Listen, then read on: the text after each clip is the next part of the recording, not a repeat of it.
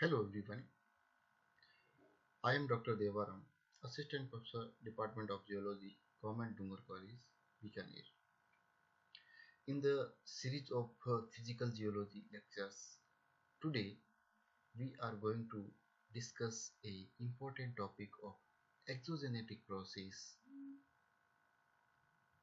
which makes the changes on the earth surface, that is erosion.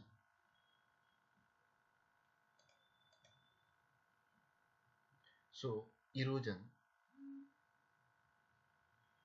those rock particles get away by the wind, water and ice.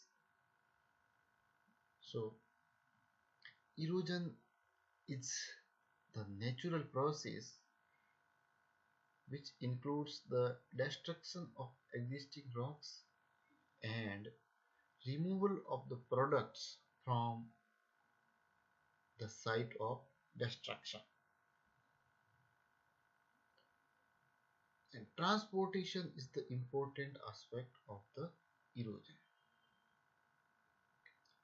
It is usually done by the erosional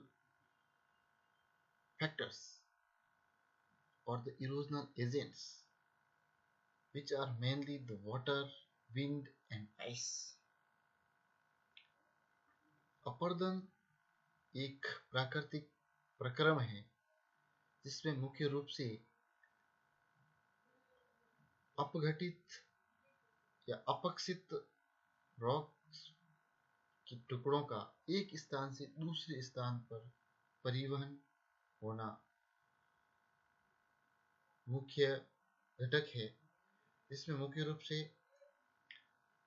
natural agencies, जिसमें बहता हुआ जल, हवा और ice मुख्य कारक होते हैं, जो कि एक ट्रांसपोर्टिंग एजेंसीज होती है, जिसमें मटेरियल एक स्थान से दूसरे स्थान पर परिवहन हो जाता है और इस प्रकार की फिनोमिनन को अपरदन या इरोजन कहते हैं। जैसा कि हमने कहा कि इरोजन मुख्य रूप से 3 प्रकार से होता है। उसमें सबसे पहले हम डिस्कस करते हैं इरोजन बाय वाटर या जल के द्वारा अपरदन। Erosion by water changes the shape of coastline. Waves constantly crash against the shore. They pound rock into pebbles and reduce pebbles to the sand. Water sometimes takes sand away from beaches. This moves the coastline further inland. ये एक समुद्र का coastline के ऊपर erosion का picture है, जिसमें समुद्री जो वेव्स होती है वो लगातार कोस्ट पे हिट करती है और कोस्टलाइन को की शेप को चेंज करती है, जिसमें रॉक्स एंड पेबल्स होती हैं जो कि साइज में रीशेप हो जाते हैं, रिड्यूस हो जाते हैं, और पेबल्स और जो बिगर पार्टिकल होते हैं वो कि छोटे छोटे पार्टिकल में इरोडेड हो जाते हैं। नाउ इरोजन बाय विंड, ये मुख्य रूप से डेजर्ट रीजन में होता है, जहाँ पर हवा की जो स्पीड होती है, गति होती है, वो बहुत तेज होती है और इरोजनल फीचर्स बनते हैं। Erosion by wind carries dust, sand and volcanic ash from one place to another. Wind can sometimes blow sand into towering dunes. जैसा कि मैंने कहा कि पवन के द्वारा मुख्य रूप से जो इरोजनल फीचर्स होते इरोजन होता है वो डेजर्ट रीजन्स में होता है, जहाँ पर सैंड का जो इरोजन मुख्य रूप से होता है लूज सैंड का, जिसमें मुख्य रूप से सैंड ड्यून्स बनते हैं, जो कि ऑब्स्टेक आने पर सैंड बहुत अत्यधिक मात्रा में जमा हो जाती है और सैंड ड्यून्स का निर्माण करती है। कई बार ब्लो सैंड की वजह से टॉवरिंग ड्यून्स बनते हैं। Erosion bye ice, erosion by ice can erode the land. in the frigid area and on some mountain tops, glaciers move slowly downhill across the land. As they move, they pick up everything in their path, from tiny grains of sand to huge boulders. जब high elevation या mountain top से बर्फ जमती है, glaciers जमती है, तो glacier down hill slowly slowly नीचे की तरफ मूव करती है, और वह मूव करने के दौरान अपने साथ बहुत सारा जो मटेरियल होता है उनके साथ में, छोटे ग्रेन से लेकर के एक बड़े बोल्डर साइज का मटेरियल अपने साथ आइस सीट के साथ में बहा करके नीचे ले आती है ग्लेशियर के साथ में। इस प्रकार से वो एक इरोजन करने में सहायक होती है। ये एक डेजर्ट का इरोजनल फीचर है जिसमें एक मशरूम शेप की रॉक दिखाई गई है, जिसमें कि ऊपर का जो हार्ड स्टेटा था वो अभी बचा हुआ है, रिमेनेंट है, और नीचे का जो सॉफ्ट मटेरियल था वो हवा के लगातार बहने के कारण इरोड होकर के एक स्थान से दूसरे स्थान पर ट्रांसपोर्टेड हो गया है। So these are the special features special seen in the desert arid regions where the speed of wind is maximum. Weathering versus erosion. If we compare weathering and erosion, so weathering cause the rock to break down. Weathering में rock का break down होता है, disintegration होता है, decomposition होता है, और erosion में जो नेचुरल एजेंसी होती है, वाटर या विंड या आइस, जो कि उसमें ट्रांसपोर्टेशन होता है सेडिमेंट का from one place to another place.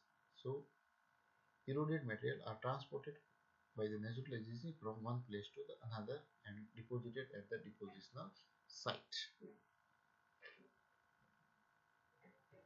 If we talk about the soil erosion या मृदा अपरदन की बात करें, तो it is the removal of soil at the greater rate than its replacement by natural agencies like water, wind, ice, etc.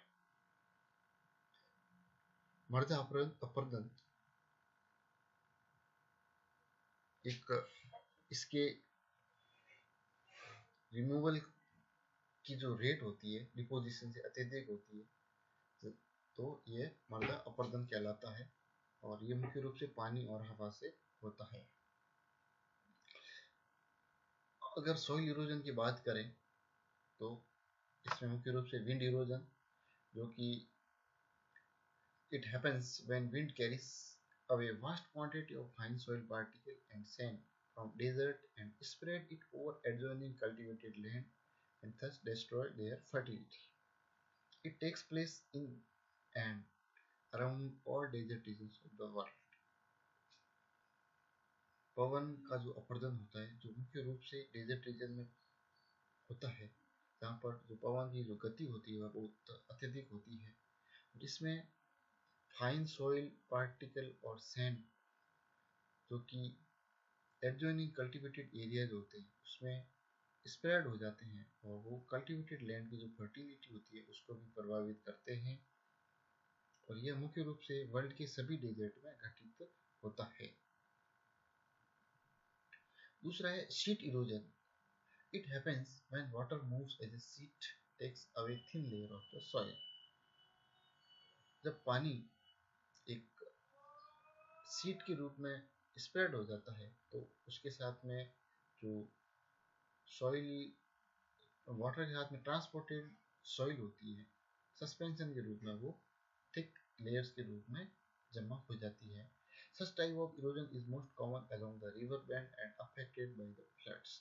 और ये मुख्य रूप से उन नदी के किनारों के साथ होता है और जहाँ फ्लड्स आ जाती है वहाँ के एरियाज को अफेक्ट करती है. In the long run, the soil is completely exhausted due to the removal of topsoil and become infertile. इसमें टॉप सॉइल हो जाती है, वो रिमूव हो जाती है, और जो रिमेनेंट लैंड होती है वो इनफर्टाइल हो जाती है। तीसरा है drill erosion. It is the removal of surface material, usually soil, by the action of running water. The process creates numerous tiny channels, rills a few centimeters in depth, most of which carry water only during the storms. इसमें बहते हुए जल में छोटे छोटे channel बन जाते हैं जिसमें कई सेंटीमीटर डेप्थ के, जो कि वाटर को कैरी करते हैं एक अत्यधिक तेज गति के पानी के तूफान के समय, जो कि उस समय जो सरफेस सॉइल मटेरियल होता है वो मूव हो जाता है। इस प्रकार से ये सरफेस सॉइल का इरोजन करता है। अगला है गुली erosion. It happens when water moves as a channel down the slope and it scoops out the soil and forms gullies, which gradually multiply and in the long run spread over a wide areas. The land being dissected is called badland or the ravines. बीहड़ इसको बोलते हैं हम सामान्य भाषा में। जब पानी एक चैनल के रूप में बहता है तो इसके अत्यधिक तेज बहाव के कारण बहुत लंबी एक नाली के रूप में निर्माण हो जाता है, एक लंबी गुली के रूप में, और लैंड दो भागों में कन्वर्ट हो जाती है। इसको हम बैड लैंड या रेवाइंस बोलते हैं, जिसमें बड़े बड़े खड्डे या बीहड़ बन जाते हैं। So this is all about the erosion and soil erosion. Thank you.